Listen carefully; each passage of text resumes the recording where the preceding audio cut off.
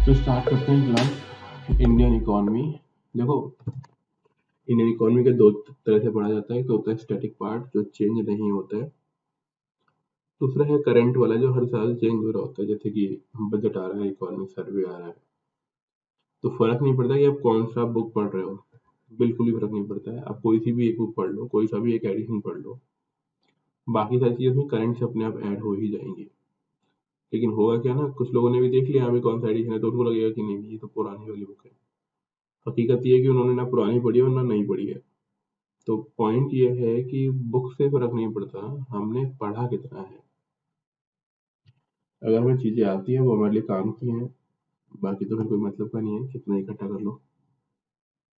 तो जैसे कि हम लोगों ने पहले अभी एनसीईआरटीज़ की थी 9th और 10th की, तो क्या सभी लोगों ने उनकी रीडिंग कर ली? मतलब वो याद किया आप लोगों ने मेरे पढ़ाने के बाद, या पढ़ाने से पहले आप लोगों ने कंप्लीट बुक, जब भी मैं बात कर रहा हूँ तो कंप्लीट किया, ऐसा नहीं कि आधा चैप्टर एक चैप्टर। हाँ जी, कितने लोगों ने कर लिया आप में से?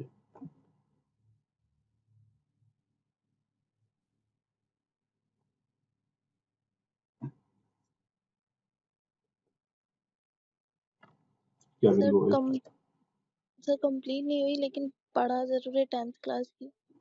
मैंने तो 2 दिन मिल गए ना, 2 दिन में तो कंप्लीट होनी चाहिए थी। मैंने 3 घंटे में, 2.5-3 घंटे में करा दी कंप्लीट दोनों बुक्स। आपको रीडिंग करनी थी उसकी, वो लर्न करना था जो चीज़ हाईलाइट कराई थी।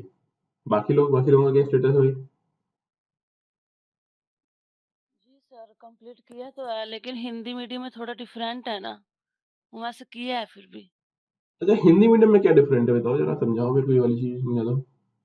सर मतलब वर्ड कुछ अलग है, मतलब प्रजाति पता नहीं कुछ अलग है। मतलब जब आप इंग्लिश में बोले तो समझ में आया भी हाँ ये बात हो सकती है, लेकिन वही वर्ड फिर गूगल पे सर्च करना पड़ता है।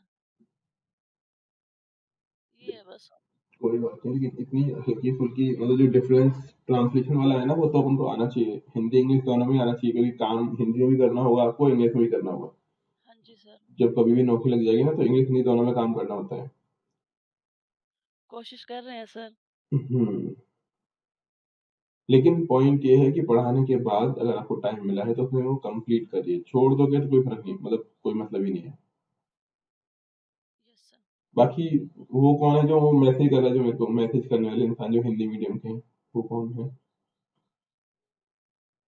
आप में जी से ही कोई है क्या? यस सर, मैं ही थी, नीरू शर्मा। अच्छा अच्छा, हाँ बताएं। क्या मतलब सर? नहीं, ये मैसेज किया ना हमारा हिंदी मीडियम में सिलेबस पीछे रह गया कुछ ऐसा, ये आप ही ने किया क्या? यस सर, मैं ये कह रही थी, जैसे हमारा 1 साल का टारगेट है, हम्म। मतलब कुछ ऐसा होना चाहिए भी।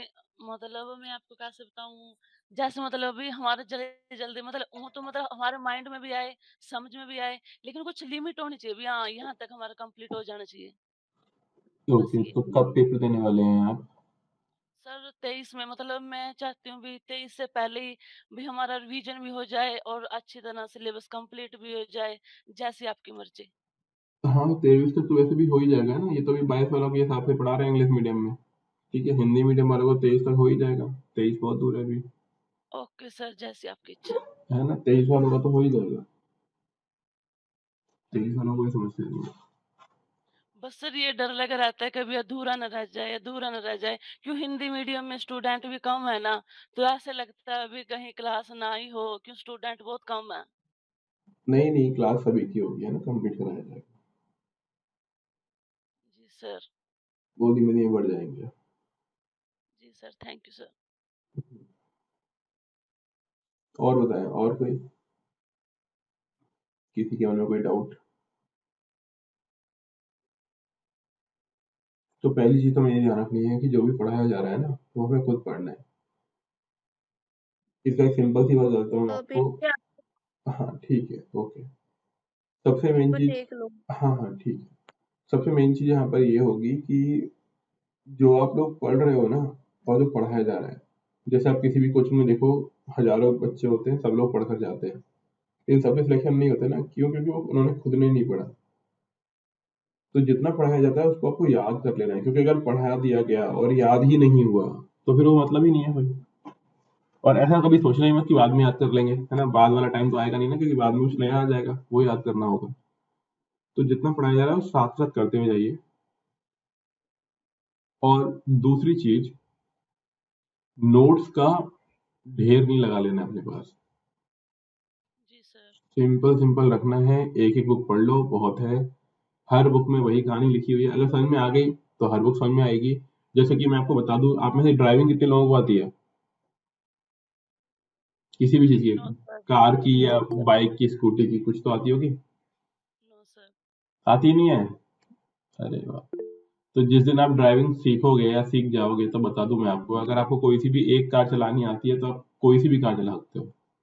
अगर कोई सी भी एक स्कूटी चलानी आती है तो आप कोई सी भी कंपनी की स्कूटी चला सकते हो। तो पॉइंट ये है, अगर आप एक चीज भी सीख जाते हो ना, कोई सी भी एक चीज, कोई सी भी एक बुक पढ़ लो ढंग से, अगर आपको वो ढंग से आ गई तो आप कोई सा भी क्वेश्चन पूछा जाएगा आप कर पाओगे। ठीक है, तो उस चीज पे आप फोकस करो, ना कि इस चीज पर कि हमारा क्या हुआ क्या नहीं हुआ। वो तो सब कुछ जाएगा, उसमें कोई समस्या ही नहीं है, लेकिन जितना पढ़ लिया हमने वो हमें आना चाहिए। सर हाँ जी, बताएं। सर वो टेरिटरी सेक्टर और प्राइवेट सेक्टर एक ही है क्या? पहले तो टेरिटरी सेक्टर नहीं था, टर्सरी बोलते हैं उसको। Sorry sir, tertiary sector. हाँ, और अगर आप ये क्वेश्चन पूछ रहे हो तो आपने कुछ नहीं पढ़ा, क्योंकि प्राइवेट और पब्लिक अलग चीज थी, प्राइमरी सेकेंडरी टर्सरी अलग चीज थी, तीनों की डेफिनेशन बताई थी हमने। प्राइमरी जब नेचुरल रिसोर्सेज को यूज करते हैं, प्राइमरी सेक्टर कहलाता है। सेकेंडरी कोई चीज हमने बना दी, मैन्युफैक्चरिंग कर दी किसी चीज की, तो सेकेंडरी है। और टर्सरी में हम सिर्फ और सिर्फ सर्विस प्रोवाइड करते हैं, सर्विस सेक्टर को टर्सरी सेक्टर बोला जाता है। तो बुक प्राइवेट बुक और में ना गवर्नमेंट, वो बुक में बताएं, बुक में। हॉस्पिटल में प्राइवेट हॉस्पिटल वगैरह वगैरह दिए थे ना उसमें, इसलिए मैंने पूछा सर। तो गवर्नमेंट नहीं लिखा था फिर उसमें? अब नहीं। कौन, अरे भाई सुनो मेरी बात, होता क्या है ना, वही तो अधूरा पढ़ लेते हैं, सुनो एक बार। जब भी हम कहीं बोल रहे हैं कि जहाँ पे हम लोग सर्विस प्रोवाइड करते हैं, सर्विस, जब सर्विस की बात की है तो गवर्नमेंट हॉस्पिटल भी सर्विस दे रहे हैं, प्राइवेट भी दे रहे हैं। तो सर्विस की बात की जा रही है ना, सर्विस यानी फैसिलिटी क्या दी जा रही है, ना कि प्राइवेट या गवर्नमेंट क्या है। प्राइवेट तो उसका एक अपना अलग फॉर्म हो गया ना, प्राइवेट मतलब जिसका ओनर कोई सिंगल पर्सन होगा या ग्रुप होगा, उसे प्राइवेट बोला जाएगा। लेकिन सर्विस की बात की जा रही है, सेक्टर, सेक्टर समझते हो? सेक्टर मतलब कौन सा फील्ड चुना। जैसे आपने मान लीजिए मैथमेटिक्स ले ली, साइंस साइड ले लिया, तो साइंस साइड चुन लिया ना, अब आप प्राइवेट में पढ़ो, हिंदी में पढ़ो, इंग्लिश मीडियम में पढ़ो, गवर्नमेंट स्कूल में पढ़ो, उससे फर्क थोड़ा पड़ता है। साइंस साइड मतलब ब्रांच स्ट्रीम कौन सी चूज कर लिया आपने, साइंस। जी सर। ओके,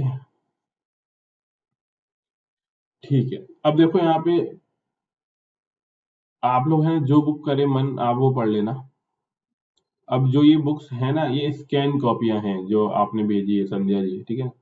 ये स्कैन कॉपियां कुछ नहीं होती, वो फोटो खींच खींच के स्कैन करके उसकी पीडीएफ बना लेते हैं। अच्छी बुक है, पढ़ सकते हो आप लोग, लेकिन होगा क्या, डिस्प्ले होने में बड़ी बेकार लगती है। दिखाएंगे आपको, है ना, दिखेगी आप लोगों को सभी को, तो आप लोग बता दीजिएगा कि आप लोग।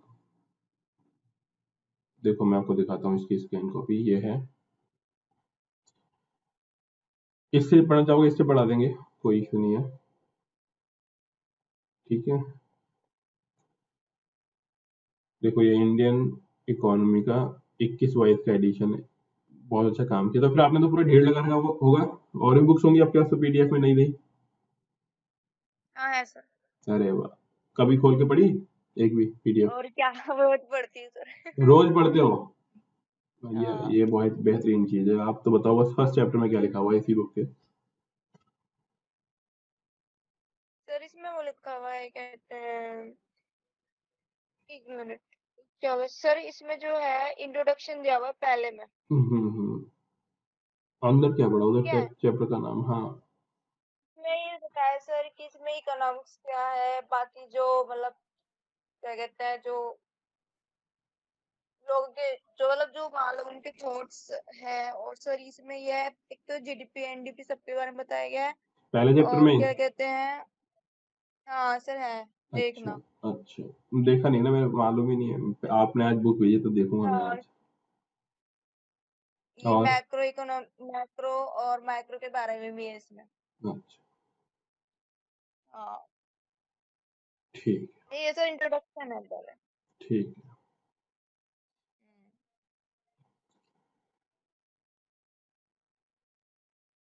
देखिए अब आप लोग, ये जो बुक है पूरी पढ़ने की रिक्वायरमेंट नहीं है, 700-800 पेज के आसपास बुक है। सभी को डिस्प्ले हो पा रही है बुक? जी सर। ओके। अब देखो, इसमें पहली चीज डेफिनेशन आनी चाहिए हम लोगों को। जितने भी टर्म्स हम लोग यूज करने वाले हैं उनकी डेफिनेशंस। तो डेफिनेशन, सबसे पहली डेफिनेशन तो ये होती है कि इकोनॉमी क्या होती है, इकोनॉमिक्स क्या है। अब जब कभी भी हमेशा टर्म बोलते हैं इकोनॉमिक्स क्या है, तो इतनी बड़ी चीज की कोई सिंगल डेफिनेशन पॉसिबल नहीं है। सिंगल डेफिनेशन का मतलब ये हुआ कि हम एक ही डेफिनेशन बताएं और उसमें पूरी के पूरे फीचर्स आ जाएं, ऐसा पॉसिबल नहीं होता है। तो इकोनॉमिक्स की कई सारी डेफिनेशन दी गई हैं, और क्योंकि इकोनॉमिक्स आम लोगों के लिए इम्पोर्टेंट होती है, ठीक है, तो आम लोगों के लिए भी इम्पोर्टेंट है, पढ़े लिखे लोगों के लिए भी इम्पोर्टेंट है। तो एक डेफिनेशन तो ऐसी होनी चाहिए जो सभी को समझ में आए, और एक डेफिनेशन ऐसी होनी चाहिए जो बड़े बड़े लोगों को समझ में आए। तो जो फर्स्ट चैप्टर है ना, उसमें सिर्फ और सिर्फ डेफिनेशन दी गई है। फर्स्ट चैप्टर में क्या दिया गया है आपको? सिर्फ डेफिनेशंस। और सर इसमें थॉट्स भी है किसी किसी के, वाशिंगटन कॉन्सेंसस है और वैसे भी है। हाँ, थॉट्स किसके बारे में? एनवायरनमेंट के बारे में, कल्चर के बारे में, किसके बारे में? Sir economics. उसके बारे में, इकोनॉमिक्स, इकोनॉमिक्स के बारे में। उसे हाँ इकोनॉमिक्स की डेफिनेशन बोलते हैं, ठीक है। अब आप बस हाँ थोड़ा सर वो सुकून इकोनॉमिक्स। रखो, है ना, सुकून रखो आप। मैं समझ गया, आप बेहतरीन इंटेलिजेंट हो। अब बस करो। अब आगे देखिए, ये मैं स्टार्टिंग से दिखाता हूँ आपको बुक। ये इंडियन इकोनॉमी है रमेश सिंह की, और मतलब ठीक है बुक, और एवरेज है, आप पढ़ सकते हो आराम से इसको।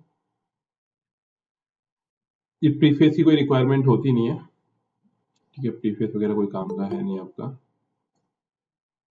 अब फिर ये आपको जितने भी लोग बोलते हैं ना कि आपको सिलेबस नहीं मालूम, तो ये हर बुक में दिया हुआ है, तो लिखा हुआ है ना अबाउट सिविल सर्विस एग्जामिनेशन, तो इसमें इसको समझाया हुआ है इसमें, दिख रहा है आपको? मेंस एग्जामिनेशन का सिलेबस दिया हुआ है। जैसे कि कई लोगों ने मुझे ना कि सर सिलेबस बताओ, तो ये बुक में, हर एक बुक में मिलेगा आपको।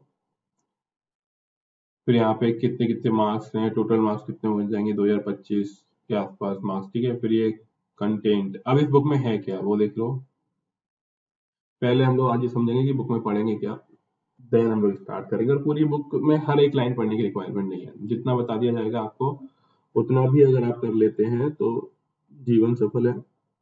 उतना नहीं हो पाता है तो आगे संघर्ष है, आराम से अपना अपना संघर्ष पूरा करिएगा। देखें हम एक बार यहाँ पे, मैं चैप्टर वाइज आपको बता रहा हूँ, 1 2 3 है ना, तो उसमें देखते हुए चलेगा आप। अब बताएंगे कि समझ में आ रहा है कि नहीं आ रहा है। तो सबसे पहले देखिए यहाँ पे चैप्टर नंबर 1 इंट्रोडक्शन है। इंट्रोडक्शन में सिंपली डिफाइनिंग इकोनॉमिक्स डिफाइन किया गया है। डिफाइन मतलब डेफिनेशन दी गई है अलग अलग लोगों के थ्रू। वही बोल रहा है माइक्रो मैक्रो की डेफिनेशन क्या है, ठीक है, इकोनॉमी क्या होती है, उसके टाइप कितने टाइप की हो सकती है। टाइप के बाद इकोनॉमिक सिस्टम। इकोनॉमिक सिस्टम मतलब मनी, मनी अर्न करते हैं जब हम लोग, तो मनी कहाँ पे अर्न होगी? मार्केट प्लेस पे अर्न होगी। तो बताया हुआ है कि मार्केट इकोनॉमी और नॉन मार्केट इकोनॉमी। अब इसमें market economy, non market economy के अंदर ये कहा जाता है मिक्स्ड इकोनॉमी। जैसे हमारी कंट्री की जो इकोनॉमी है वो मिक्स्ड इकोनॉमी है। अब फिर इसमें कोई कंसेंसस दिए हुए, कंसेंसस है कुछ मीटिंग्स हुई, तो हमें क्या करना है, इन मीटिंग का नाम ध्यान रखना है और उसमें क्या डिसीजन लिया गया। दोबारा सुन लीजिए, हमें क्या समझना है, कंसेंसस का नाम याद रखना है, उसमें डिसीजन क्या लिया गया। तो कौन कौन से हैं? वॉशिंगटन है, बीजिंग है, सैंटियागो है। अगर आपको ये मालूम पड़ रहा है कौन कौन सी कंट्री में है तो आपको थोड़ा सा आइडिया लगेगा, और अगर मालूम ही नहीं पड़ रहा कौन सी कंट्री में है तो कोई दिक्कत नहीं है। आप याद रखो वॉशिंगटन, बीजिंग एंड सैंटियागो। इसमें कुछ मीटिंग हुई और मीटिंग में कुछ आउटकम्स निकाला गया। इसके बाद अगली चीज है कि नेशनल इनकम क्या होता है। नेशनल इनकम की डेफिनेशन है, और उस नेशनल इनकम को डिफाइन करने के लिए कुछ पैरामीटर्स या कुछ और टर्म्स भी होती हैं। उसमें कौन कौन सा आएगा? Gross domestic product, national domestic product, ठीक है, gross net product, net national product, ठीक है। इस तरह की कुछ डेफिनेशंस होंगी, उनकी डेफिनेशन समझाई गई है कि वो होता क्या है। Then cost and price of national income. Cost price क्या होती है, मार्केट प्राइस क्या होती है, इनकी डेफिनेशन आपको यहाँ पे मिलेगी। फिर कंपैरिजन किया हुआ है तो उसकी इतनी रिक्वायरमेंट है नहीं, पढ़ना आराम से तो कुछ चीजें पल्ले पड़ेंगी, बाकी तो समझा दिया जाएगा यहाँ पे। फिर दूसरा है ग्रोथ क्या होता है, डेवलपमेंट क्या होता है और हैप्पीनेस क्या होता है। देखो अब ये हैप्पीनेस वाला कॉन्सेप्ट है ना, पहले था नहीं दुनिया में।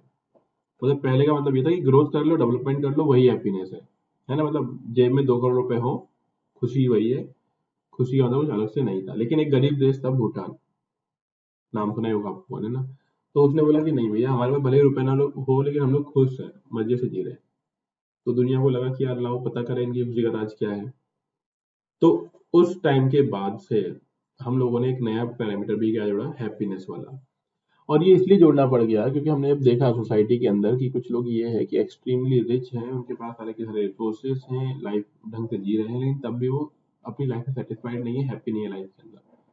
तो लोगों की नजरें इस चीज पर गई कि डेफिनेटली किसी भी कंट्री के लिए, लोगों के बेनिफिट के लिए हैप्पीनेस भी एक क्राइटेरिया होना चाहिए। इसीलिए हम लोग यहाँ पे हैप्पीनेस को काउंट कर रहे होते हैं। समझ पा रहे हैं आप लोग मैं क्या बोल रहा हूँ? जी सर। अब यहाँ पे हम लोग ग्रोथ की पहले डेफिनेशन समझेंगे कि ग्रोथ होता क्या है। जो मैं पूरी बुक का ओवरव्यू दे रहा हूँ, जिससे वो कहानी समझ में आएगी पढ़ने क्या वाले हैं। फिर हम लोग पढ़ेंगे और ये करीब 7 से 8 दिन में हम लोग कंप्लीट कर देंगे बुक, ठीक है, ये वाली। जो तो जब मैं 7 से 8 में कर रहा हूँ तो आपको कम से कम 3 दिन में कंप्लीट कर लेनी चाहिए। अब वो आपके ऊपर है कि होगी कि नहीं होगी आपसे, लेकिन हो जानी चाहिए। अब देखो यहाँ पे क्या बोलना चाह रहा है, इकोनॉमिक डेवलपमेंट क्या होता है, ग्रोथ क्या होती है, प्रोग्रेस क्या होती है। तो ग्रोथ डेवलपमेंट सभी का एक कॉमन सा मीनिंग होता है कि भाई जो कंडीशन करंट में है ना उससे आगे बढ़ जाए हम लोग, उससे आगे निकल जाए, डेवलपमेंट है हमारे लिए। अब इस पे कई सारे अप्रोचेस दिए हुए हैं डेवलपमेंट। अब और एक चीज ये भी ध्यान रखनी है आपको कि ये है ना पूरा का पूरा नहीं पढ़ना, मतलब हमें इकोनॉमिस्ट नहीं बनना है, हमें यूपीएससी प्रीलिम्स और मेंस में फाइट करना है। इससे हमारा ऑप्शनल सब्जेक्ट इकोनॉमिक्स नहीं है। तो बहुत सारी जो कॉन्सेप्ट होंगी, बहुत सारी थ्योरीज होंगी, वो हमारे लिए इररिलेवेंट होंगी अनलेस अनटिल हमारे पास इकोनॉमिक सब्जेक्ट ना हो एज ए ऑप्शनल। तो यहाँ पे जो नीचे दिए हुए हैं कि डिफरेंट डिफरेंट लोगों की अप्रोच या फिर डिफरेंट डिफरेंट लोगों के स्टेटमेंट, तो वो हर एक स्टेटमेंट हमको रटना नहीं है, याद नहीं करना है, क्योंकि हमारे पास ऑप्शनल नहीं, हमारे पास जीएस है, उसमें हमें इकोनॉमिक्स पढ़नी है। तो यहाँ पे भाई ये डिबेट दी हुई है इकोनॉमिक्स के डेवलपमेंट के ऊपर। फिर अलग अलग लोगों की अप्रोचेस दी हुई है। एक है बेल्बी अप्रोच क्या होती है, उसे हम लोग समझेंगे। और इसके बाद हम जो एम लास्टली आ रहे होंगे वो आ रहे होंगे हैप्पीनेस पर। अब हैप्पीनेस मैं समझाता हूँ आप लोगों को, जैसे हैप्पीनेस इंपॉर्टेंट है कि नहीं है लाइफ के अंदर, पहले तो है सर। मतलब ये कुछ ऐसा समझो कि आपको मान लीजिए नौकरी चाहिए थी तो नौकरी नहीं मिल पा रही तो आप दुखी हो। आपको लग रहा है कि जिंदगी में नौकरी लग गई तो मजे हो जाएंगे, फिर एक दिन नौकरी लग गई बट मजे नहीं हुए, तब भी आप दुखी हो। तो कहने वाली बात ये है कि चीजें मिलती जा रही लेकिन तब भी आप दुखी हो, हैप्पीनेस तो जिंदगी में आ ही नहीं रही है। इसीलिए हैप्पीनेस की रिक्वायरमेंट फील हुई। तो पहले तो आप खुद फील करो कि हम खुश हैं, तो हैप्पीनेस फील होगी आप लोगों को। दूसरी बात ये है कि सपोज कोई बंदा या फिर कोई भी इंसान आपको हर दिन 2 करोड़ रुपए दे, जिंदगी मजे में निकलेगी कि नहीं निकलेगी? हर दिन 2 करोड़ मिल रहे हैं आपको, असली वाले रुपए जो उसको आप खर्च कर सकते हो। सोच कर कैसा लग रहा है? अरे सोच भी नहीं पा रहे क्या? सोच तो लो कम से कम। नहीं सोच पा रहे हो? कोई सोच पा रहा है इस चीज को कि मैंने बोला हर दिन कोई इंसान आपको 2 करोड़ रुपए दे रहा है? सर ऐसा हो ही नहीं सकता। अरे बस यहाँ पे मामला गड़बड़ हो गया। तो पहले देखो, सबसे पहले सोचना सीखो। अगर आप पहले चीजों को फील ही नहीं कर पा रहे हो ना तो वो चीजें मुश्किल ही हो पाएंगी। तो जैसे कि अगर आप आईएएस तैयारी करो तो पहले अपने आप को फील करो कि हम आईएएस ही हैं, क्योंकि नेचर एंड करेक्टर जो आपका होता है ना वो आप खुद बनाते हो।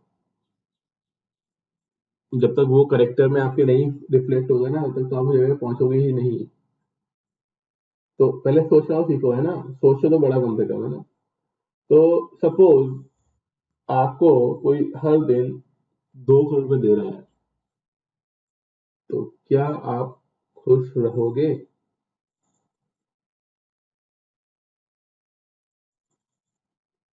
बस मेरे को ये सवाल जी जानना है, सर। खुश रहोगे आप? Sir money is important, sir but मिलेंगे तो apart from this, there is another thing also, sir. हाँ मतलब ठीक है, ये वाली बात बहुत सही है कि मनी के अलावा भी बहुत सारी चीजें होती हैं। तो पॉइंट ये है कि सिर्फ मनी के फील्ड में डेवलपमेंट कर लेना ही हैप्पीनेस नहीं होती है। मान लो कि कोई आपको 2 करोड़ दे रहा है, आपको हार्ट अटैक आ जाएगा। पहली बात तो 2 करोड़ देखे नहीं थे, आज देख लिए, वो भी अपने खुशी से ही मर जाएगा एक आध दो इंसान तो। दूसरी बात, फिर आपको डर आ जाएगा मन में कि यार कोई चुरा ना ले मेरे रुपए। अब आप पहले से रात भर सो नहीं रहे हो, उनकी रखवाली कर रहे हो, तो हुआ क्या? मनी के साथ क्या आ गया? डर। दूसरी बात, अगर वो आपको रुपए दे और आपका हर दिन एक उंगली तोड़ दे, एक दिन एक उंगली, फिर दूसरी, फिर तीसरी, चौथी, तो क्या आपके लिए मजे वाली बात हुई?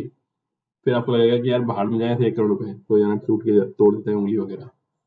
तो पॉइंट इज दैट कि मनी, डेवलपमेंट, ग्रोथ, इनके अलावा भी कुछ और नीड्स होती है, या फिर बाकी चीजों की वैल्यू होती है जो हमारी लाइफ को क्या बना रही होती है? हैप्पी बना रही होती है। तो वही हैप्पीनेस का कॉन्सेप्ट है जो हम लोगों ने भूटान से समझा, और वो डेफिनेटली भूटान नंबर 1 पे ही होगा।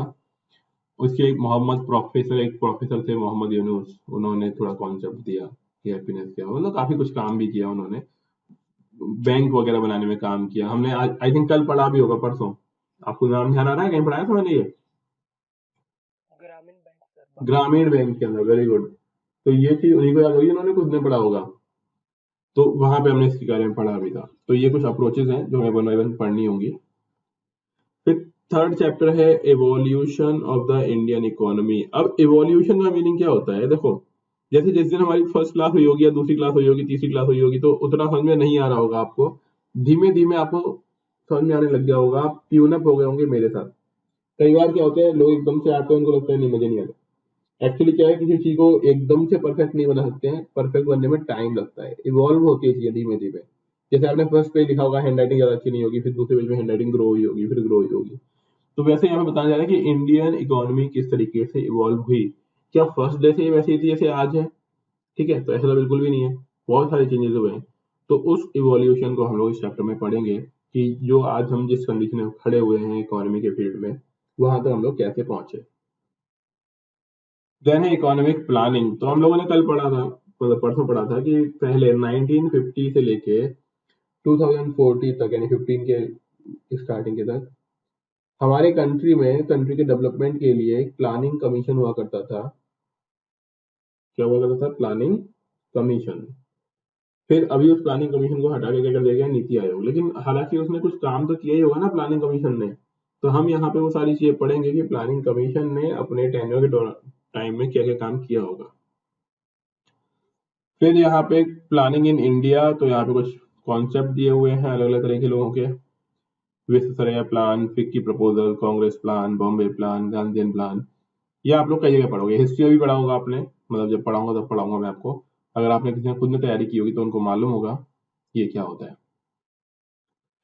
अगला है major objective of planning commission. Objective मतलब करना क्या चाहते हैं जिंदगी के अंदर, तो उसके लिए प्लानिंग के अलग अलग लेवल्स होंगे, फिर वहां पे समझाया गया होगा।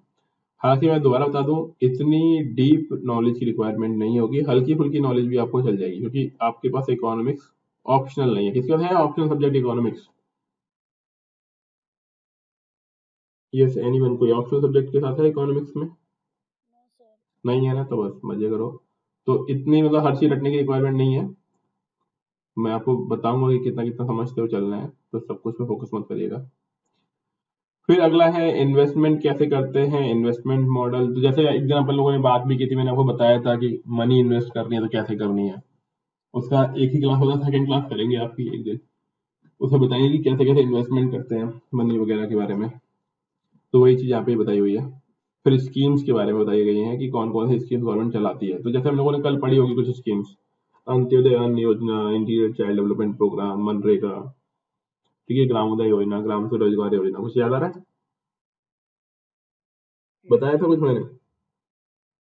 जी सर। गुड। तो वही चीज आपको ऐसे आनी चाहिए, गवर्नमेंट की कौन कौन सी स्कीम चल रही है पब्लिक वेलफेयर के लिए। फिर वो नीति आयोग, तो नीति आयोग के बारे में हम लोगों ने कुछ पढ़ा था कल, है ना? यहाँ पे देखो 5.51 में लिखा हुआ है नीति आयोग क्या काम करेगा, उस सब चीजों के बारे में लिखा हुआ है यहाँ पे। हमने थोड़ा पढ़ लिया थोड़ा और, तो ये आपस में चीजें कनेक्टेड है। जिसको वहीं पे नहीं मालूम, वहीं पे समझ में नहीं आया, तो उसको यहाँ भी समझ में नहीं आएगा इसीलिए पुरानी चीजें आपको आनी चाहिए। अगला है इकोनॉमिक रिफॉर्म्स। इकोनॉमिक रिफॉर्म्स का मतलब क्या होता है कि हमने किस तरीके से अपने आप को चेंज किया। अब देखो आपकी फैमिली में रिफॉर्म्स होते हैं, जैसे कि आपके जब दादाजी वगैरह रहे होंगे घर में, दादी या नानी जो भी होंगे, तो सुबह सुबह उठने के लिए बोलते होंगे, सवेरे ब्रश करो, नहा धो के खाना खाओ, भगवान की पूजा करो, ठीक है, ऐसा कुछ बोला जाता होगा। धीमे धीमे क्या हुआ कि पूजा बंद हो गई, सवेरे उठना बंद हो गए, मन मर्जी से उठते हैं, कभी भी सो जाते हैं, बिना नहाए धोए खा लेते हैं, बिना ब्रश किए खा लेते हैं। तो ये क्या हुआ, अच्छी बात है गलत बात है? देखो चाहे चीजें अच्छी हो या गलत हो, वो तो रिजल्ट बताता है उसका, लेकिन ये रिफॉर्म्स है, चेंजेस हो गए आपकी लाइफ के अंदर। तो वही रिफॉर्म्स यहाँ पे दिए हुए हैं कि कौन कौन से रिफॉर्म्स हैं। उन रिफॉर्म्स के बारे में हम लोग पढ़ेंगे, जो हमारे काम के होंगे सिर्फ वो, बाकी हर चीज को नहीं पढ़ना है। दूसरा है inflation and business cycle. Inflation का मीनिंग क्या होता है, महंगाई, ठीक है। और बिजनेस साइकिल यानी बिजनेस कैसे रन करता है। तो देखेंगे हम लोग कि तब से अभी तक, यानी इंडिया के इंडिपेंडेंस से अब तक किस किस तरीके से इंडिया में इन्फ्लेशन हुई है, ठीक है। इन्फ्लेशन होता क्या है, कुछ डेफिनेशन होती है उनके अंदर, वो पढ़ेंगे हम लोग, जैसे कि हाइपर इन्फ्लेशन, ठीक है, लो इन्फ्लेशन, गैलोपिंग इन्फ्लेशन, और भी कुछ टर्म्स होंगे वो हम लोग पढ़ेंगे, ठीक है। सब कुछ नाम यहाँ पे दिए हुए होंगे। होलसेल पॉवर्टी इंडेक्स WPI होता है। फिर अगला है एग्रीकल्चर एंड फूड मैनेजमेंट। तो एग्रीकल्चर पे तो हमें फोकस करना ही है, और जहाँ पे भी एग्रीकल्चर आ जाता है वहाँ पे ध्यान रखना, वो ग्रीन रेवोल्यूशन तो आ ही जाएगा। फिर हमें बताएगा कि किस तरीके से एग्रीकल्चर को प्रमोट करना है, फार्मर्स की इनकम को कैसे ग्रो करनी है, लोगों को सस्ते या कम रेट पे ग्रेन्स मिल जाए, वो कैसे लिखा हुआ है।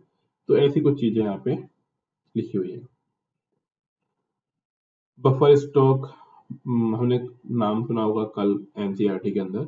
फूड सिक्योरिटी, फूड में PSI, याद आ रहा है कुछ? फिर हमने पढ़ा था वो FCI, food corporation of India, PDS system, वो सब कुछ, तो वो यहाँ पे आपको मिलेगा। फिर WTO का हमने वो कॉन्सेप्ट पढ़ा था, WTO आ गया यहाँ पे, फिर वो बताएगा क्या करना है क्या नहीं करना है। फिर अगला है इंडस्ट्री एंड इंफ्रास्ट्रक्चर। तो इंडस्ट्रीज में मतलब जो स्टील इंडस्ट्री है, कॉपर इंडस्ट्री है, वो कैसे कैसे काम कर रही है, और उसके लिए एक इंडस्ट्री डेवलप करने के लिए इंफ्रा कैसे चाहिए, इंफ्रास्ट्रक्चर कैसे चाहिए, उसके बारे में यहाँ पे हम लोग पढ़ेंगे। कुछ पॉलिसीज पढ़ेंगे। पॉलिसीज सारी की सारी पॉलिसीज याद करने की रिक्वायरमेंट नहीं है, जो हमारे काम की होगी, मैं बार बार बोल रहा हूँ वही, क्योंकि देखो बातें क्या है ना, आप पूरी याद रख भी तो पाओगे नहीं, तो पढ़कर टाइम वेस्ट भी क्यों करना है जब पूरी याद ही नहीं हो रही है। एटलीस्ट वही पढ़ो जो याद हो पाता है, इसीलिए। तो जितना बताया जाए उतना। सबसे इंपॉर्टेंट जो हमारे लिए पॉलिसी होगी वो 1991 वाली होगी, क्योंकि उसके बाद ही दुनिया में कुछ चेंजेस, यानी इंडिया में कुछ चेंजेस हुए। फिर इसके बाद स्कीम्स है, बहुत सारी स्कीम्स कौन कौन सी आई है, तो वही हम लोग पढ़ लेंगे उसके साथ साथ। फिर अगला है सर्विस सेक्टर। तो हमने कल पढ़ा था शॉर्ट में, सर्विस सेक्टर क्या होता है, जहाँ पे कोई फिजिकल को ट्रांसपोर्ट नहीं होता है, उसी चीज को यहाँ पे इसने एक्सप्लेन किया हुआ है डिटेल में। तो समझ ही रहे हो आप लोग, NCERT पढ़ी होगी तो सर्विस सेक्टर समझ में आएगा, NCERT समझ में नहीं आई होगी तो यहाँ पे थोड़ी सी डिफिकल्टी होगी, तब हो सकता है समझ में आए, नहीं समझ में आए, लेकिन आ भी सकता है नहीं भी। अल्टीमेटली करना क्या है, NCERT पढ़ जरूर लेनी है, चीजें आसान हो जाएंगी आपके लिए।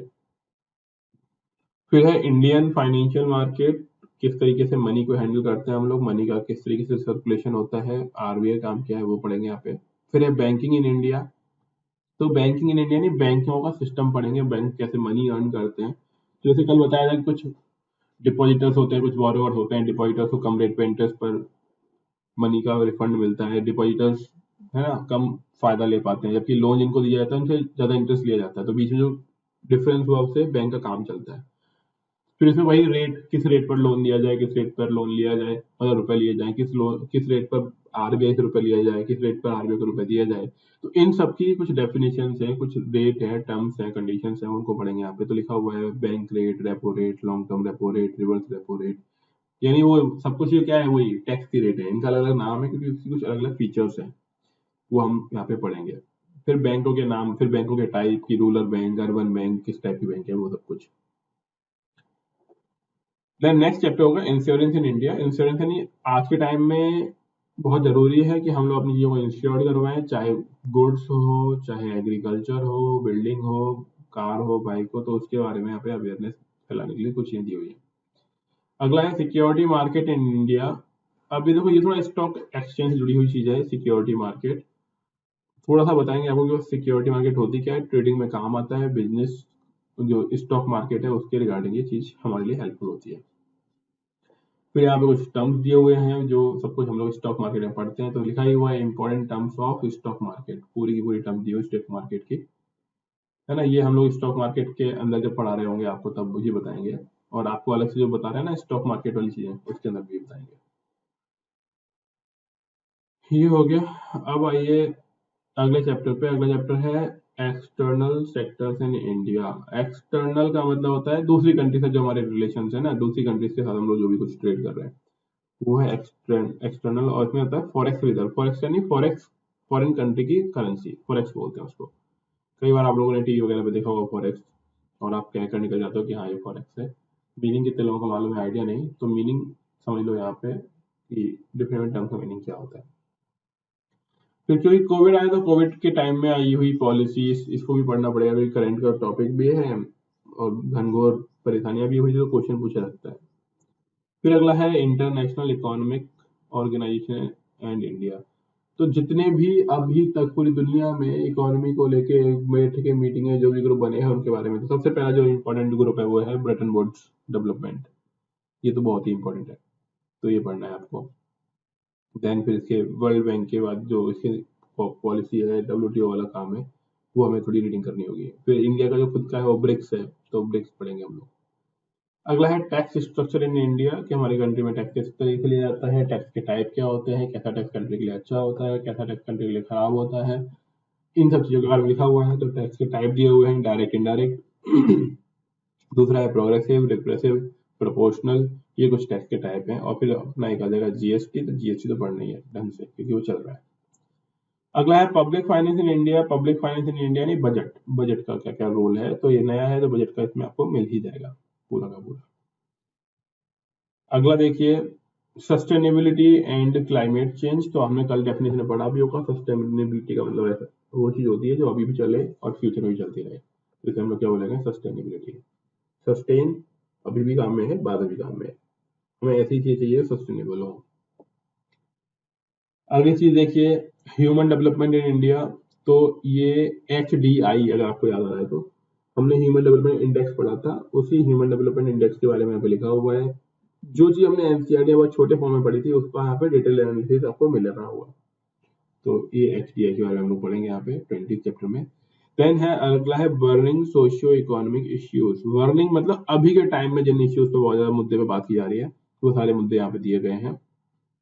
ठीक है, टैक्स पेयर का बेनिफिट कैसे हो, हेल्थ केयर के अंदर बढ़ोतरी कैसे हो, वो सब कुछ। और कुल मिला के ये हो गया हमारे कंप्लीट, और ये 21 चैप्टर्स ही हैं इसमें। ठीक है, तो ये 21 चैप्टर्स हम लोग करेंगे। इसी महीने में इकोनॉमिक्स कंप्लीट होगी हमारी। आप लोग रेगुलर क्लास में रहिएगा, और जो रिक्वेस्ट आपसे है वो ये है कि NCERT पढ़ लो। जो मैंने आपको क्वेश्चंस भेजे हैं 9th क्लास और 10th क्लास के इकोनॉमिक्स के, ये NCERT बेस्ड हैं, ये UPSC लेवल के नहीं है। लेकिन ये चीज अगर आप कर पाओगे सॉल्व, इसका मतलब ये है कि आपको NCERT आती है, क्योंकि वैसे भी UPSC में NCERT तो पूछते नहीं है। ठीक है, UPSC में जो पूछते हैं वो अलग क्वेश्चन है, लेकिन उसके लिए जो चीज आनी चाहिए उसमें पहला स्टेप क्या है, NCERT। तो वो मैंने आपको यहाँ पे सेंड कर दिया। तो अब हमारा मेन टारगेट, जैसे कि होना तो ये चाहिए कि कल ही कर लेते हम लोग, लेकिन नहीं तो आज आपका ये मेन टारगेट रहेगा सभी लोगों का कि आप वो सारे क्वेश्चंस जितने भी मैंने आपको PDF भेजी है वो सारे क्वेश्चन कर ले कंप्लीट। ठीक है, हो जाएगा आज जी सर। सभी लोग। मतलब कल मैं ये नहीं सुनना चाहता हूँ कि हमने एक PDF किया, 2 PDF किया, टाइम नहीं मिला। अगर आपने 1 या 2 की इस केस में अगेन आपको दिक्कतें आएंगी। मैं ये भी नहीं बोल रहा कि आपको अपने सब कुछ याद ही होना चाहिए। आपको अगर कोई क्वेश्चन नहीं आता है, NCERT खोलो, उस टॉपिक को पढ़ो, फिर आंसर लगाओ। बस वैसी चीटिंग मत करना कि आप सिर्फ आंसर ही ढूंढ लो, नहीं। आप ये समझो कि आपका मेन एम है एग्जाम निकालना, और एग्जाम निकालने के लिए आपको वो चीजें आनी चाहिए। आंसर से कोई मतलब नहीं है कि आंसर कितना है, क्या वो आपको टॉपिक आता है कि नहीं आता है। तो आप क्या करोगे, क्वेश्चन PDF खोलते हुए जाओ। जो भी चैप्टर नहीं आ रहा, मैंने पहले ही चैप्टर वाइज ही दिए हैं, तो आपको डिफिकल्टी भी नहीं होगी। जिस भी चैप्टर में दिक्कत लग रही है वो चैप्टर खोलो, NCERT से पढ़ो, फिर उसका आंसर करो। अल्टीमेटली आपको NCERT आनी चाहिए। क्लियर है सभी के लिए? तो हाँ जी। मैं ये कह रही हूँ आप एक बार 12th की और पढ़ा देना। क्या आपने 9th और 10th की पढ़ ली? सर मैंने थोड़ी सी पढ़ी है बट मैं कह के 12th की थोड़ा मेरे को हार्ड लगती है। अरे लगती तो 10th की भी हार्ड है ना, आप वही तो नहीं समझते हो। मैं बार बार आपको बोल चुका हूँ, आपको आती ABCD नहीं है और बनाना है ऐसे, तो पहले ABCD अरे आनी तो चाहिए ना ठीक उसके है, लिए। वो तो मैं पढ़ ही लूंगी, थोड़ी सी पढ़ी है मैंने वो, नहीं, बाकी आप 12th की एक बार पढ़ा देना, मैं ये कह रही देखो हूँ। पढ़ने वाले, देखो क्या ऐसा है ना कि मैं, ऐसा नहीं है कि मैं आज ही पढ़ाना शुरुआत कर रहा हूँ, मेरे को मालूम नहीं है कि कैसे बच्चे होते हैं या फिर कैसे आप लोग पढ़ते हो, है ना। मुझे मालूम है अच्छी तरीके से कि कैसे होते हैं लोग, क्या पढ़ते हैं क्या नहीं पढ़ते हैं। जैसे मैं आपको सिंपल सा बताऊं ना, फिर वही वाली बात आ जाती है। मैंने आपको ज्योग्राफी आज से 3 महीने पहले पढ़ाई होगी लगभग, पढ़ाई थी, पढ़ाया आपने, ज्योग्राफी पढ़ाई है मैंने, हाँ सर पता है, पढ़ाई है। है ना। उसमें मैंने आपको बोला होगा कि 9th क्लास की और 10th क्लास की NCERT पढ़ लेना सबसे पहले तो, और थोड़ी सर सी मैंने पढ़ी है पढ़ ली ना। 8th की पढ़ लिया आपने, 8 की 6 की, अभी 9th पढ़ रही हूँ धीरे धीरे बाकी। तो 3 महीने में भी आपकी NCERT खत्म नहीं हो पाई। अगर 3 महीने में सर धीरे वो धीरे पढ़ ये रहे हो हुआ ना। है, सुनो एक मिनट सर, 1-2 महीने सर मैं पीछे बीमार हो गई थी, इस वजह से मेरा छूट गया था। तो बीमार मतलब क्या, खाना पीना सब कुछ छोड़ दिया आपने सर? सर मैं मतलब वही मेरे को चिकन पॉक्स हुआ था, फिर उसके बाद कमजोरी आई, फिर मेरे को दोबारा हुआ, ये हुआ। अरे पॉइंट वो नहीं है, पॉइंट ये है, मैं आपको ये समझाना चाह रहा हूँ, जैसे मैं बार बार बोल रहा हूँ कि ढेर नहीं लगाना है, जितना हमने पढ़ लिया उतना हमको आना चाहिए। हाँ सर वही कह रही हूँ। और जो लोग ये बोलते हैं ना कि थोड़ा थोड़ा कुछ नहीं होता है, वो बस एक बोलने का स्टेटमेंट होता है कि हाँ हम लोग कर रहे हैं, कर नहीं रहे हो। ऐसे तो फिर 10-20 साल लग जाएंगे UPSC के लिए, थोड़े थोड़े के अंदर, तो है ना। तो सर पॉइंट इतने नहीं ये लगने है, वाले। कोई बात नहीं, यही मालूम चल जाएगा, है ना। स्टार्टिंग में हर किसी को ऐसे लगता है, वही मालूम चलेगा। तो आप लोग ध्यान दो, सिलेक्शन सिर्फ कुछ ही लोगों का होता है, बाकी लोग ऐसे ही निकल जाते हैं। तो आप फोकस इस चीज पे करो, जितना बोला जा रहा है। मुश्किल होगा लेकिन करना पड़ेगा। अगर आसान ही होता तो सभी लोग बन जाते, नौकरी लग जाती। तो अपने लेवल पर आप लोग मेहनत करिए, और अगर नहीं हो पा रही ना तो आज ही छोड़ दो। ये बहुत जेन्युइन एडवाइस है। नहीं तो जो लोग कर रहे हो ना, आपके घर में जो करे हो, तो उनसे पूछ लेना, या तो आप अभी छोड़ दो या फिर अभी आप क्लियर करो उस चीज को। 5 साल 6 साल 7 साल उसमें वेस्ट करने के बाद छोड़ोगे, उससे बेटर ये कि आज ही छोड़ दो अगर नहीं होता है तो। या तो करो या फिर छोड़ दो, बस बीच में मत सोचो कि हम लोग कर लेंगे, वो करने वाला दिन आएगा नहीं कभी। ठीक है, नो डाउट ये थोड़े खराब लग रहे होंगे आपको कि ऐसे कैसे बोल रहे हैं, लेकिन ऐसा ही होता है। मुखर्जी नगर में Sir, और राजेंद्र नगर how में do आप you लोग know? देख लो। हाँ जी, बताएं। Sir, how do you know that हमसे नहीं हो पाएगा? अरे भैया, कहा, मैंने बोला कि अगर आप नहीं पढ़ पा रहे हो तो नहीं हो पाएगा, बस। मैं जानता नहीं हूँ, आई डोंट नो, मैं बस इतना जानता हूँ, अगर आप फिक्स टाइम में चीजें नहीं कर पा रहे तो नहीं हो पाएगा, ये श्योर है। जो लोग नहीं कर पा रहे नहीं हो पाएगा, जो लोग कर लेंगे वो हो जाएगा। ठीक है, सर करना ही है। बाकी आप मेरा नंबर लिख लो, नंबर मैंने दिया ही हुआ है आप लोगों को। मत पढ़ना आप, मत करो टाइम पर, और फिर मेरे को दिखाना सिलेक्शन लेके। ठीक है, जैसे कि मैंने अभी आपको इकोनॉमिक्स करा दिया, अभी आप इकोनॉमिक्स मत पढ़ो, आप तब पढ़ना जब मैं पूरी कंप्लीट करा दूं। बस आप टाइम पे मत करो जो मैं पढ़ा रहा हूँ, फिर मेरे को बताना कि हाँ सर हमने देखो सिलेक्शन ले लिया, हमने टाइम पे नहीं पढ़ा तब भी। मैं वो चीज बताना चाह रहा हूँ आपको, और इसके लिए मोस्ट वेलकम है। जिसको भी लग रहा है ना कि सर हम बाद में पढ़ के कर लेंगे, मेरा नंबर लिख लो, और मेरे को उस दिन फोन करना जिस दिन आपका सिलेक्शन हो जाएगी। सर देखो आपके टाइम पे मैंने नहीं पढ़ा लेकिन सिलेक्शन हो गया मेरा, कम से कम 10 लाख रुपए दूंगा मैं आपको इनाम में। लेकिन डील फिर डबल दोनों साइड की होनी चाहिए, आपको भी देना पड़ेगा। सर बस मेरी आधी कमाई दे दोगे 10 लाख? कमाई की बात नहीं, मतलब नहीं हो पाएगा ना, पॉसिबल ही नहीं है वो चीज, फैक्ट ही है। सर हो भी तो सकता है बट लोग बिना, क्या ही कहूँ, छोड़ो। हाँ बिल्कुल, अगर उस चमत्कार में आप जिंदा रह रहे हो ना कि लोग बिना पढ़े सिलेक्ट हो जाते हैं, तो बिल्कुल होके दिखाइए। सर बिना पढ़े तो कोई कुछ भी नहीं होता, ठीक तो है, ऐसे बहुत ओके बहुत फाइन, दूर की बात है ये। ठीक है, उस बहस पे नहीं जाते हैं, आप पढ़िए जिनको पढ़ना है। ठीक है, सेकेंड थिंग ये है, आज ही कंप्लीट करो आप PDF। और जो हिंदी मीडियम वाले हैं इनका कंसर्न है, तो जैसे कि मैंने उस दिन पूछा था हिंदी मीडियम में, मेरे को कोई से भी ऐसा मतलब कोई भी ऐसा कैंडिडेट नहीं मिला था जो इसी साल देने वाला हो हिंदी मीडियम में। उस दिन मॉर्निंग में जो क्लास चल रही थी उन लोगों के लिए बोल रहा हूँ, जब मैंने पूछा था आप लोगों से, तो जब वो लोग सभी लोग 2023 वाले हैं ना, तो 23 तक तो हो ही जाएगा। उस 23 के लिए प्रॉब्लम में आप मत फंसिए।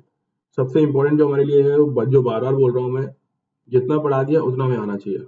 जैसे हिंदी में भी हमने 7 चैप्टर पढ़ लिया है, लेकिन अभी भी मेरी गारंटी है कि आपको फर्स्ट 2 चैप्टर्स भी नहीं आते होंगे, जो हिंदी मीडियम वाले हैं, पॉलिटी के अंदर ही नहीं आते होंगे। इनफैक्ट अगर फर्स्ट चैप्टर का नाम ही पूछ लूंगा ना, तो उसके अंदर आपको टॉपिक नहीं बता पाओगे क्या क्या क्या पढ़े थे हमने। सर मैंने मतलब जो 7th चैप्टर है ना वहां से शुरू किया था, ज्वाइनिंग मतलब किया था क्लास। अच्छा 7 से ज्वाइन किया आपने, तो अलग बात है, वो तो आप फिर बहुत लेट आएगा। तो देखो लेट वाले में कुछ नहीं कर सकते हैं ना, हमने बहुत पहले से पढ़ाना स्टार्ट कर दिया था, वो तो कराएंगे। देखो लेट हुआ है वो तो अलग बात है, लेकिन हम करा चुके हैं काफी कुछ चीजें। तो बस इतना ध्यान रखो, जितना पढ़ लिया उतना आपको आना चाहिए। जैसे 7 चैप्टर में क्या पढ़ा था आपने? 7th चैप्टर में सर मौलिक अधिकार है और 8 में डीपीएसपी। हाँ मौलिक अधिकार है ना, तो मौलिक अधिकार 21 में क्या लिखा हुआ है, 21 में क्या लिखा हुआ है? 21 में मतलब ये लिखा हुआ क्या बोलते हैं इसको, मतलब जैसे सर मैंने स्टेप बाय स्टेप याद करा, 14 से 18 में क्या लिखा हुआ है, 19 से 22 में क्या लिखा हुआ हाँ है। तो 19 से 22 में 21 आ गया बीच में, बताओ 21 में क्या लिखा हुआ? 19 मतलब 21 में मतलब जो शिक्षक अधिकार है ना, 21 का मतलब ये जोड़ा गया था, इसके बारे में सारा कुछ क्लियर लिखा हुआ है मतलब। नहीं गलत है, ठीक है। तो यही बताना चाह रहा हूँ मैं आपको, है ना, कि हमने पढ़ लिया तो हमें आना चाहिए। फाइन, तो आप लोग तैयारी करो, ऐसे सिर्फ टाइम पास से कुछ नहीं होगा। सफिशिएंट मटेरियल मिल जाएगा, और वो सारा का सारा भीड़ इकट्ठा करके मत करो कुछ भी, है ना। सारी पीडीएफ कोई काम की नहीं है हमारी, अल्टीमेट एम ये होना चाहिए कि हमें कितना आता है। तो ये इसका बेसिक था आज का, और मैंने आपको बता दिया करना क्या है। अब हम लोग यहाँ से स्टार्ट करेंगे। अगेन वही रहेगा हमारा तरीका पढ़ने का, क्योंकि जब मैंने बोला कि लिखवाएंगे तो आप लोगों में से मोस्टली लोगों ने बोला कि नहीं सर बुक से ही करवा दो। तो जितनी बुक्स अवेलेबल हो जाएंगी, और जहाँ तक हम लोग आज जान पाए हैं, संध्या जी के पास सारी पीडीएफ पड़ी हुई है, इन्होंने बड़ी जुगाड़ की हुई है, तो बस इन्हीं से लेके पढ़ा देंगे आप लोगों को। बाकी दोबारा बोल रहा हूँ, बुक से कोई फर्क नहीं पड़ता है, कोई सा भी एडिशन पढ़ो, कोई वैल्यू नहीं है उसकी। अगर आपको बेसिक्स आते हैं काम चल जाएगा। मन की संतुष्टि के लिए जरूर आप ये कर सकते हो कि हमारे पास बिल्कुल नई बुक होनी चाहिए, अच्छी बात है, बट उसकी इतनी कोई वैल्यू है नहीं। जैसे कि सिविल से तैयारी करने आते हैं ना, वो लोग हर साल बुक नहीं खरीदते हैं, वो एक बार खरीद लेते हैं, फिर उसी को पढ़ते रहते हैं और करंट से उसको ऐड करते रहते हैं, सिलेक्शन हो जाता है।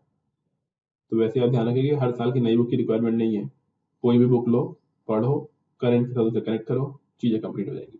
क्योंकि जो उसमें ऐड हो रहा है वो चीज क्या ऐड हो रही है, वो करंट ही तो ऐड हो रहा होगा, है ना। ऐसे महात्मा गांधी जी ने कुछ किया जिंदगी में, या फिर किसी भी चीज में कोई चीज हो चुकी है, वो तो फिक्स है, पहले वाली तो लिखी हुई है। आगे वाली जो ऐड हुई है वो क्या चीज होगी, वो करंट होगा, तो करंट आपको अलग से पढ़ना ही है। पॉइंट समझ रहे हो मेरा? Yes, sir. जी तो सर। ऐसे घर वालों के भी रुपए को मत खर्च कराना हर साल नई नई बुक खरीद के, कोई सी भी एक बुक ले लो, बस काफी है। और फिर उसको करंट से अगर आप रीड करोगे तो अपने आप ही जो अपडेट होने वाला है वो अपडेट हो जाएगा। इसीलिए बिल्कुल भी इस चीज के लिए परेशान नहीं होना है कि हमारे पास पुरानी बुक है नई बुक है, पुरानी बुक है नई बुक है कोई दिक्कत नहीं है, आपको कॉन्सेप्ट आना चाहिए, देन करंट सीख लो, बुक कंप्लीट। बस तो अभी आप लोग जैसे अभी अगर फ्री हो तो अभी लग जाओ पीडीएफ करने में, क्वेश्चंस करो, उनके आंसर्स टिक करो, और एक कॉपी पे लिख लेना उनके आंसर्स, ठीक है। वो आंसर्स लिखने हैं, ऐसा नहीं कि हमने हमारी मर्जी, जब मैं पूछूं तो जो आंसर मैं बताऊं वही आपका आंसर निकले। अल्टीमेटली करना क्या है आपको, उनके आंसर्स लिख लेने कि हमारा आंसर क्या निकला। क्वेश्चन दिया ही हुआ है पीडीएफ में, आंसर लिख लेने हैं, जिससे कि जब मैं क्रॉस चेक कराऊंगा तो आपको मालूम पड़ेगा कितने सही कितने गलत। ये बात समझ में आ रही सभी को? Yes, sir. जी सर। तो हम लोग फिर बाद में चेक करने के लिए आपकी फोटो भी मंगवा लेंगे कि आपने सच में लिखा कि नहीं लिखा। तो लिखना है ना, स्ट्रिक्टली पढ़ाई करनी है, ऐसा नहीं कि सिर्फ टाइम क्लास के हिसाब से करना है। क्वेश्चन दिए हुए हैं, वो अगर क्वेश्चन आप सारे कर पा रहे हो, कर लोगे तो आपकी एनसीईआरटी प्रिपेयर मानो। आप बिना देखे कर लिया तो प्रिपेयर है ही, देख के करा तो मतलब प्रिपेयर की करने की रिक्वायरमेंट है, लेकिन दोनों ही केस में वो करना है। चाहे क्वेश्चन देख के करिए, क्वेश्चन है नहीं टॉपिक देख के उसका आंसर निकालिए, क्वेश्चन मत ढूंढिएगा, तो फिर सीख नहीं पाओगे आप। और जैसे बता रहा ना वैसे ही करना, दिमाग मत लगाना अपना, क्योंकि फिर वो चीजें होती नहीं है। दिमाग क्या करता है, हमारा माइंड क्या करता है, इजी चीजों पर जल्दी डाइवर्ट हो जाता है, जो चीज हमारे काम की नहीं होती है, जो चीज हमारे लिए लॉस देती है। क्योंकि मुश्किल काम में दिमाग लगेगा, दिमाग अपनी मेहनत करना नहीं चाहता। तो कई लोग बोलेंगे अरे डायरेक्टली आंसर ही ढूंढ लेते हैं ना, क्या करना है इसका टॉपिक बोलिए, तो आप सीख नहीं पाओगे। सीखोगे तभी जब उसका टॉपिक पढ़ोगे फिर आंसर निकालोगे। तो जो मैं इतना कुछ बोल रहा हूँ आप लोग समझ पा रहे हो, करोगे वैसा कि बस अपने हिसाब से चलना है ना, कर लेना फायदा रहेगा, बाकी तो फिर जैसा आपको ठीक लगे। तो कब तक का मैं मानूं डेडलाइन कि आप चैप्टर कर लेंगे कंप्लीट? तो फिर हम लोग इस पे आ जाएंगे इकोनॉमी से, फिर हम लोग उसकी बात नहीं करेंगे कि आपने क्वेश्चंस किए कि नहीं किए। आ जाएंगे कंप्लीट रात तक, जी सर, आज हो यस जाएंगे सर। सर। है ना? सभी लोग कर लो। देखो मैं सभी के लिए बोल रहा हूँ, लेकिन मेरे को मालूम है 50% लोग ही करेंगे, है ना? वो भी मेरे को मालूम है 50%, लेकिन 50% तो करो एटलीस्ट, है ना? बाकी लोगों का तो भगवान देखेगा।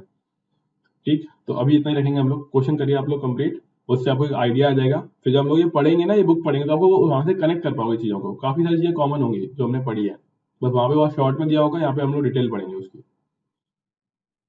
तो रात तक है, रात तक रेडी करो आप लोग। नाइट की जो क्लास होगी उसमें हम लोग देखते हैं, आप लोगों से मंगवा लेंगे कितने लोगों ने किए आंसर्स, और हम लोग देन आगे मूव कर जाएंगे। और फिर देखना आंसर कितने सही कितने गलत, बाकी आंसर आ भी जाएंगे आपके। मेरे पास आंसर रखे भी हैं, लेकिन मैं दूंगा नहीं, पहले आप लोग करो, फिर हम लोग बात करेंगे। ठीक है, Okay, sir. कोई सर आप क्वेश्चन? रीड करोगे इस बुक को एक बार? इस बुक को रीड करना? ये जो मैंने भेजा आपको एडिशन। अच्छा, कर देंगे। और बताएं इसके अलावा? नहीं सर, और कुछ इतनी देर से मैं यही तो बता रहा हूँ, पूरी बुक करने की रीडिंग की जरूरत नहीं है। फिर आपने क्वेश्चन ही वही पूछ लिया कि रीड करोगे कि नहीं करोगे। नहीं सर, मैं आपसे पूछ रही हूँ कि आप करोगे नहीं एक बार इस बुक को रीड? तो मेरा ही तो बता रहा था मैं कि पूरी पढ़ने की जरूरत नहीं है। 700 पेज है, लगे रहो, कोई मतलब ही नहीं है उस चीज का। जो काम कीजिए वो पढ़ाई जाएगी इस बुक में से। ठीक है सर। ठीक है, ओके, ठीक है, थैंक यू एवरीवन। कर लीजिए आप कंप्लीट, इवनिंग में मिलते हैं नाइट में।